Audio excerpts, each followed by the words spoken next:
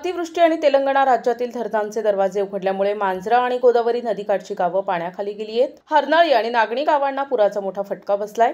प्रशासनाने तात्काळ बचाव कार्य सुरू करत पूरग्रस्तांना सुरक्षित स्थळी हलविले आणि त्यांची काळजी घेतली। या कठीण परिस्थितीत कुंडलवाडी शहरातील प्रसिद्ध व्यापारी साईनाथ उत्तरवार, त्यांचे बंधू राजेश्वरराव उत्तरवार आणि नगर परिषदेचे माजी उपाध्यक्ष शैलेश रक्यारवार यांच्या वतीने पूरग्रस्तांसाठी जेवणाची सोय करण्यात आली। त्यांच्या या सामाजिक कार्याचे शहरात सर्वत्र कौतुक होत आहे। जिल्हा पालकमंत्री अतुल सावे यांनीही उत्तरवार आणि रक्यारवार परिवाराच्या या कार्याची प्रशंसा केली आहे।